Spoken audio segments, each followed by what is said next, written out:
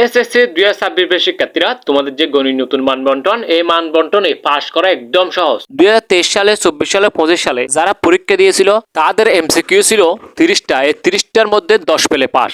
আর CQ অর্থাৎ writing part ছিল 70 নম্বরের। সবগুলো সৃজনশীল। এই সৃজনশীলের মধ্যে 70-এর মধ্যে 23 পেলে পাস। কিন্তু গত বছর 2025 সালে যে 6 লাখ শিক্ষার্থী পেলে গিয়েছে, বেশিরভাগ শিক্ষার্থী এই সিকিউর মধ্যে রাইটিং পার্টের মধ্যে 70-এর মধ্যে 23 নম্বর তুলতে পারে নাই। তোমাদের যে নতুন মান বন্টন, এই মান বন্টনের মধ্যে এমসিকিউ 30-30-এর মধ্যে 10 পেতে হবে। কিন্তু তোমাদের জন্য সুবল হচ্ছে এটাই যে তোমাদের যে নতুন করে সংক্ষিপ্ত প্রশ্নগুলো অ্যাড করেছে 20 নম্বরের, এই 20 নম্বর তোমাদেরকে পাস করতে খুবই সাহায্য করবে এবং এ প্লাস পেতে খুবই সাহায্য করবে। যেমন এমসিকিউ এর ক্ষেত্রে যেমন তুমি সঠিক উত্তর করতে পারলে 1 পাবে, ঠিক তদ্রূপ তুমি যদি সংক্ষিপ্ত প্রশ্নের মধ্যে সঠিক উত্তর করতে পারো তাহলে তুমি 1 পাবে।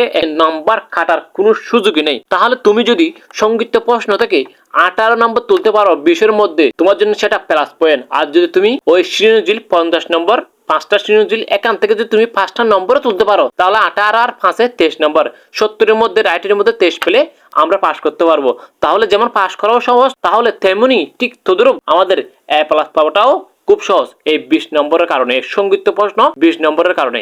তাহলে আমাদের গণিতের ফুল মানবন্টন হচ্ছে 30টা এমসিকিউ, 20টা সংক্ষিপ্ত প্রশ্ন আর 5টা সৃজনশীল 50 নম্বর, 20 নম্বর, 30 নম্বর, মোট হচ্ছে আমাদের 100 নম্বর। গণিতের মধ্যে এত চ্যাপ্টার, তোমাকে এত চ্যাপ্টার পড়ার প্রয়োজন নাই। মাত্র কয়েকটা চ্যাপ্টার পড়লেই তুমি 5টা সৃজনশীল এমনকি 8টা সৃজনশীল কমন পেতে পারো।